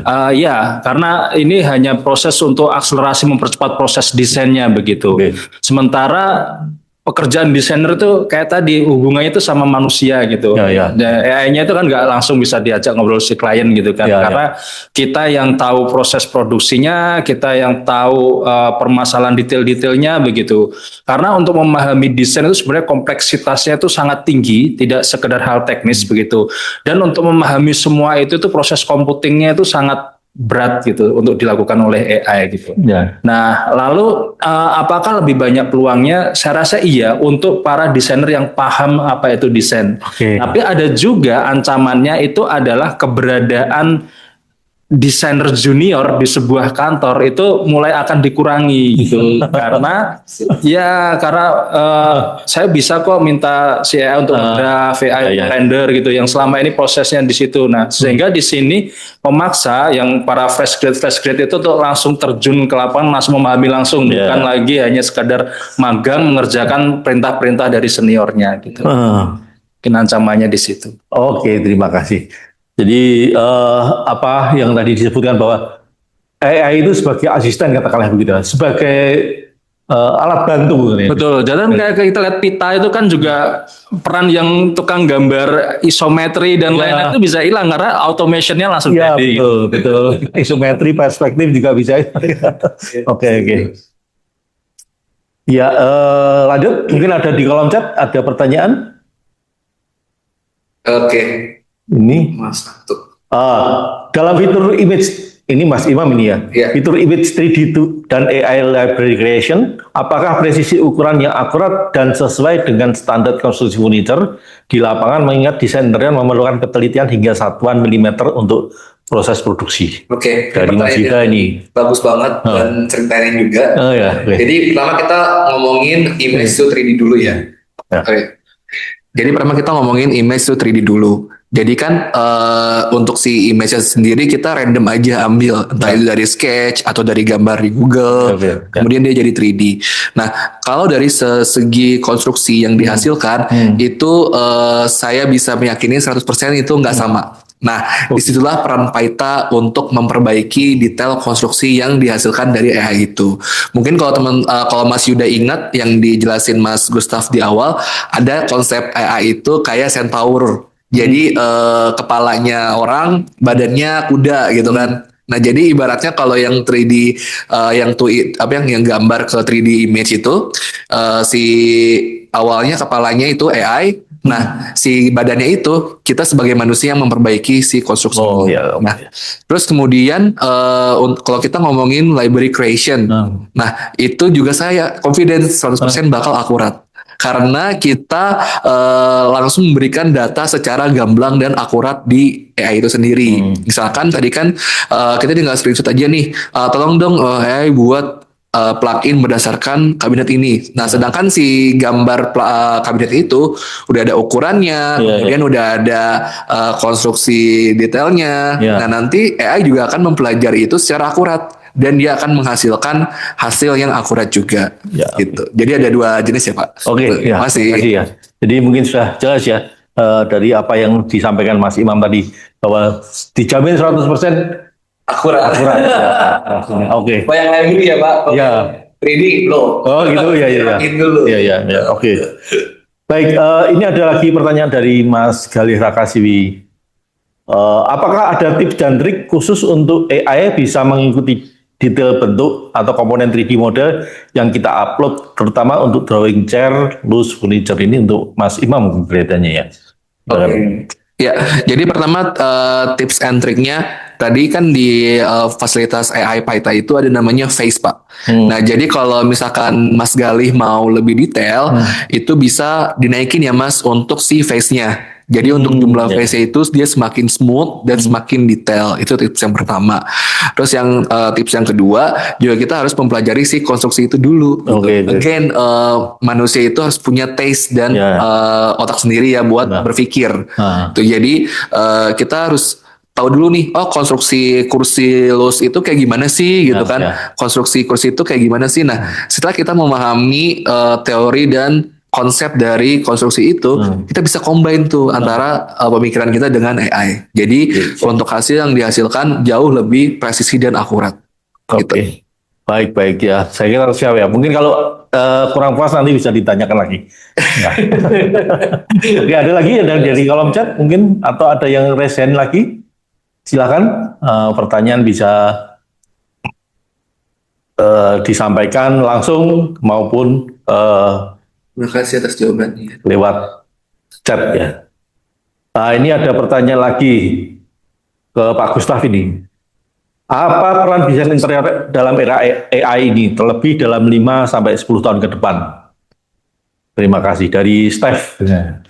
Oke, baik. Ya, kebetulan ini permasalahan kami juga di dosen, Pak. Ya, jadi kan dosen kalau sekarang itu mungkin teman-teman pernah dengar istilah Feynman method gak ya? Jadi Feynman method itu mempertanyakan apa yang dihasilkan gitu. Jadi tidak hanya memberikan perintah untuk menghasilkan sesuatu, tapi mempertanyakan kenapa sih kamu meng-create sesuatu seperti itu gitu. Iya. Nah, dalam prosesnya kita bisa saja meminta mahasiswa menggunakan AI untuk menghasilkan 5 produk begitu. Betul. Tapi kita harus bisa menuntut mahasiswa tersebut bisa menentukan alasan dibalik kenapa menciptakan itu. Nah, artinya di situ ada proses critical thinking, ada proses design thinking yang melatari mungkin proses promptingnya, pemilihan gambar tersebut, sampai dia akhirnya memutuskan itu untuk dibawa maju ke dosen. Kayak dosen itu sebagai kliennya gitu. Nah, diminta jelaskan aja gitu. Nah, kita berperan sebagai kritikus gitu, Betul. meminta dia kenapa mau menjelaskan seperti itu. Jadi kemampuan untuk mengawal bahwa produk yang dihasilkan dia dan AI itu masih melewati proses yang namanya critical thinking dan design thinking. Oke. Baik, terima kasih ya. Ya, kalau dosen hanya sebagai mengajarkan tutorial dan lain-lain itu kayak yang mulai hilang gitu. Iya, betul Pak. Jadi memang betul Mas, kita juga harus mengikuti perkembangan zaman juga ya. Sebagai dosen kita juga harus ya mau nggak mau harus tetap belajar karena dunia memang perkembangannya begitu hebatnya, sehingga kita juga bisa menyesuaikan dan terutama mungkin juga kurikulum itu juga perlu harus ditinjau terus ya, bagaimana kita menyampaikan materi-materi kepada mahasiswa. Baik, ini ada lagi pertanyaan dari Mas Ahmad terkait dengan perkembangan AI saat ini. Kedepannya apakah kemampuan profesi desainer dalam hal membuat 3D render lama-lama sudah tidak diperlukan lagi? Jadi seorang desainer lebih fokus ke konsep desain dan hal teknis yang lainnya. Mungkin Mas Gustaf dan Mas Imam bisa menjawab ini. Oke, saya dulu ya. Nah, saya setuju ini di sini. Jadi memang ada perubahan paradigma. Dan baru kemarin kami melakukan sidang akhir gitu. Hampir sebagian besar sekarang melakukan rendering itu pakai AI. Dan semuanya memang dari pihak koordinator tugas akhirnya memberikan kamu harus mendeklar bahwa ini adalah visual AI gitu, dibantu dengan AI. Ada yang dibuat 100% dengan AI, kamu nyatakan itu, dibantu AI untuk merender, kamu nyatakan itu gitu. Jadi memang ada shortcut gitu. Tapi kalau kita lihat sebenarnya yang namanya rendering itu memang selalu mencoba untuk lebih singkat. Dulu itu waktu saya yang namanya nyeting V-Ray itu Pak, ya, itu betul. satu-satu bump displacement satu-satu. Sekarang dengan Enscape hanya beberapa tombol, Iya, betul. tinggal langsung jadi. Nah sekarang satu tombol generate gitu. Nah, kayaknya di situ sih. Memang ini juga disadari beberapa teman-teman 3D artist bahwa profesi ini akan kegeser lah gitu. Jadi pendekatannya apa ya?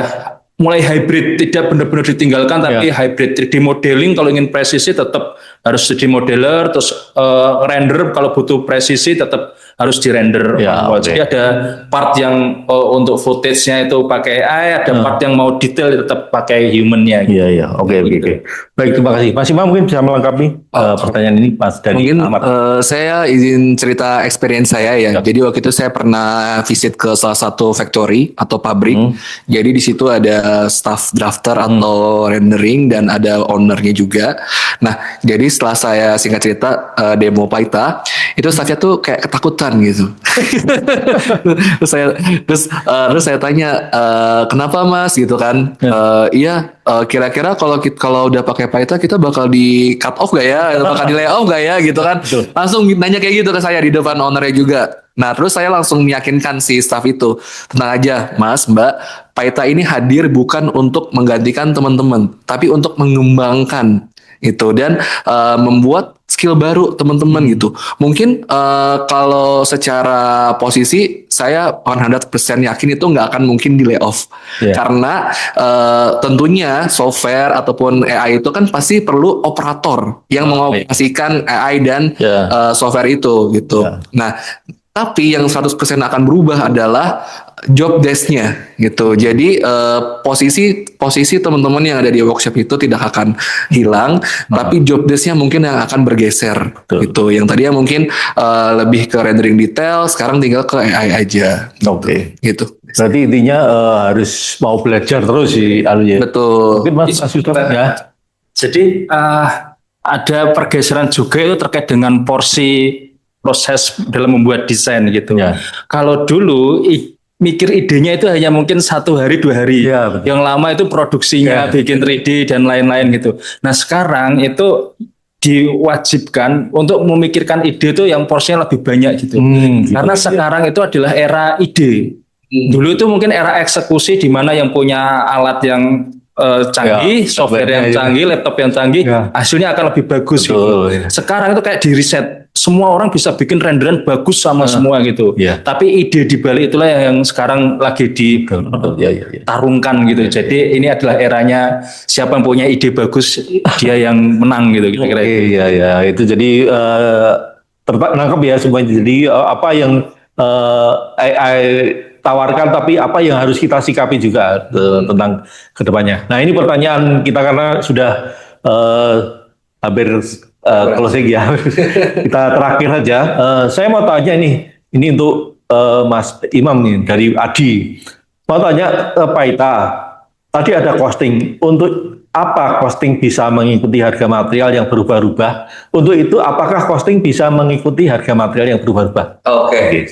Silakan Mas. Pertanyaan bagus Mas Adi. Jadi kan tadi di Paita ada namanya database untuk harganya Pak, begitu untuk material, aging, kemudian lampu, sampai machining. Jadi semua database itu bisa kita update kapanpun karena basicnya kita yang ngisi sendiri. Oh gitu ya. Dan kalau dari mata costing sendiri kita nggak perlu ngisi satu-satu. Jadi kan bugel banget ya kalau ada 1000 item gitu, misalkan berapa harganya. Jadi di Python kita bisa nge-scraping dari data Microsoft. Mic-nya.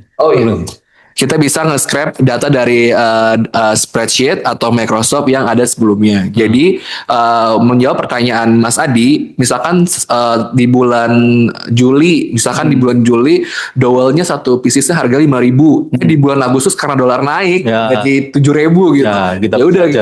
Kita bisa adjust di database itu. Maka nanti otomatis di reportnya dan di detail costingnya itu juga akan terupdate berdasarkan harga yang udah kita update sebelumnya. Oke, jadi cukup menjawab ya. Satu lagi pertanyaannya. Oke, terakhir ini ya. Mana tadi? Oke, dari Saidan Jaswa. Kalau ngomongin idealisme, kita sebagai desainer berarti menurut pemaparan presentasi barusan secara etika sebagian besar di pekerjaan dibuat menggunakan AI dong. Jadi balik lagi, selain ide, apa nilai lebih seorang desainer dengan orang awam yang menggunakan AI? Jadi ini perbandingan antara desainer dan orang awam sama-sama pakai AI interior misalnya, desain misalnya. Oke, ini Nilai lebihnya kayak tanyanya filosofis ini. Ini memang di level filosofi teknologi memang seperti ini Ya. gitu. Nah, kalau apa sih yang membedakan orang awam menggunakan AI sama desainer gitu? Ya. Itu satu, pertama jelas adalah konstruksi pengetahuannya berbeda gitu. Betul. Kita sebagai desainer melakukan pembelajaran yang cukup lama gitu ya, kita paham detail-detailnya gitu. Terus yang kedua adalah AI itu dilatih dengan cara berpikir yang terstruktur dan berdasarkan data-data yang sudah ada. Ya. Artinya dia tidak akan bisa menciptakan lompatan pengetahuan dari yang sudah pernah ada gitu. Contoh sederhananya gini, yang namanya proses kreatif itu kan proses mematahkan logika yang dianggap umum selama Ya, ini ya, gitu. Nah, AI itu karena dia komputer, dia selalu berpikirnya itu lurus-lurus aja gitu. Dia tidak bisa nge-twist berpikir sedikit gila gitu. Ya, ya. Nah, itu adalah kelebihan kita sebagai manusianya dibanding AI gitu. Terus yang terakhir adalah desainer itu kan dituntut untuk melakukan yang namanya problem solver gitu ya. Dan problem solver itu atau problem solving itu membutuhkan kepekaan yang tidak hanya sifatnya teknis, ada hal-hal non teknis karena problem solving ini dilakukan antara manusia ke manusia gitu. Kalau mesin ke manusia, dia hanya akan di level teknis, tidak akan pernah bisa menyentuh sisi psikologis, tidak akan pernah bisa menyentuh sisi keyakinan. Nah, hal-hal yang sifatnya dalam tanda petik subjektif itulah yang akan selalu menjadi domain manusia. Tetapi hal-hal yang bisa dihitung, hal-hal yang terukur itu akan bisa digantikan oleh AI. Jadi kalau saran saya untuk tetap jadi desainer yang bagus itu adalah membangun kepekaan itu sih. Baik, Gitu. Terima kasih. Mas Imam mau nambahin? Cukup ya. Jadi kalau saya simpulkan berarti kalau AI itu berarti kan dia berpikirnya berbasis data ya. Berbasis data dan berarti dia tidak bisa out of the box gitu ya. Kalau berpikir dalam satu kotak itu aja. Berpikir dulu berarti malah bug error. Oh ya, betul ya. Oke siap. Nangkep ya. Jadi, mungkin teman-teman bisa menangkap apa yang jadi perbincangan kita sore ini. Baik, sebelum kita akhiri sesi ini, jadi kami dari Akademi Teknik Mika itu secara resmi itu menjadi partner dari Paita. Jadi kita sudah menjadi satu institusi atau lembaga yang memasukkan kurikulum Paita ke pembelajaran. Ya, nah, untuk ini kami minta hadir di tengah kita, di layar kita, Bapak Direktur dari Akademi Teknik Mika untuk menerima sertifikat lisensi dari Paita. Silakan. Gimana? Ya, di sini aja. Ya, oke. Ya, ini Pak Lamtarida Simbolon sebagai Direktur Akademi Teknik Mika secara simbolis akan menerima sertifikat lisensi dari Paita. Jadi apa yang diserahkan nanti bisa di.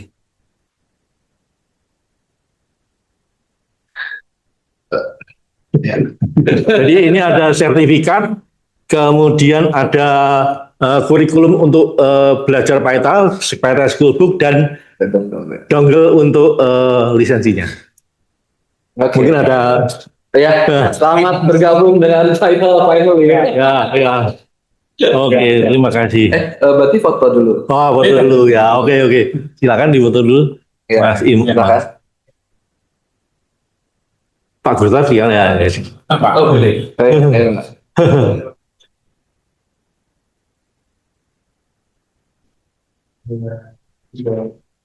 Oke, terima kasih. Baik, terima kasih Pak Lamtarida. Jadi teman-teman yang mungkin bisa meninggalkan tempat.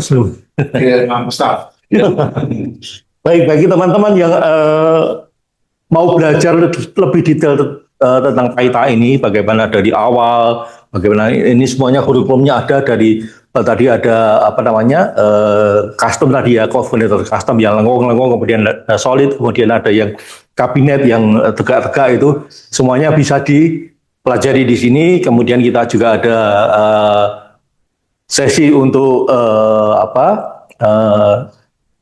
pelatihan-pelatihan ya untuk bisa menjadi acuan atau bisa belajar Paita lebih mendalam. Baik, sebelum kita akhiri, mungkin ada closing statement dari Pak Gustaf, Mas Gustaf mau Mas Imam, monggo mulai dari Mas Gustaf aja. Kita akhiri. Oh ya. Oke, baik. Closing statementnya adalah AI itu akan makin pintar gitu, maka kita sebagai manusia harus dituntut terus untuk belajar gitu. Maka kuliah di Adpika adalah salah satu solusinya. Oke, terima kasih. Mas Imam, monggo. Buat teman-teman yang baru nyemplung di dunia woodworking atau yang udah berpengalaman, tentunya AI akan menambah skill dan kemampuan teman-teman. Nah, buat teman-teman yang penasaran bagaimana sih AI bisa mempengaruhi industri woodworking ini, saya sangat menyarankan untuk belajar di Aptika dan bisa mempelajari software Paita. Oke, terima kasih. Maaf ya. Baik, dari semua yang bisa kita bicarakan sore ini, saya bisa menyimpulkan satu hal. Tadi di awal kan pertanyaannya, profesi desainer itu kan hilang apa tidak? Jadi saya bisa menyimpulkan bahwa profesi desainer itu tidak bisa digantikan oleh AI, tetapi Anda bisa digantikan oleh desainer lain yang menguasai ekosistem AI. Jadi belajarlah AI sebagai partner untuk mendesain. Begitu dari saya, mungkin lebih kurangnya kami mohon maaf. Terima kasih atas segala atensinya sehingga bisa bergabung dengan kami, dan sampai jumpa di lain sesi. Oke, terima kasih sekali. Saya Ngesti Yuwono, terima kasih atas kesempatannya, dan sampai jumpa di lain waktu, di lain sesi, dan di info session. Terima kasih dan selamat siang. Terima kasih.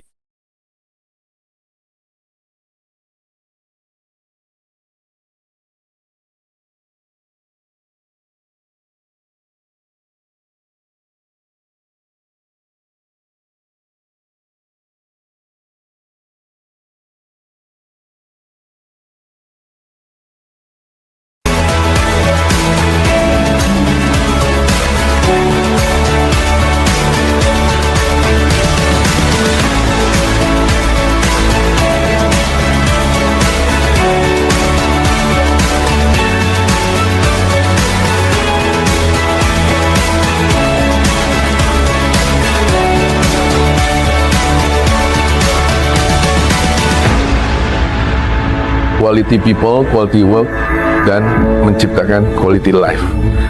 Itu adalah values kita. Dan saya yakin semua orang mau mempunyai kualitas hidup yang baik. Kami mengundang seluruh anak-anak muda Indonesia untuk membangun masa depan bersama Akademi Teknipika, Adpika, di bawah Yayasan Pendidikan VIPERI dan VIPERI Group.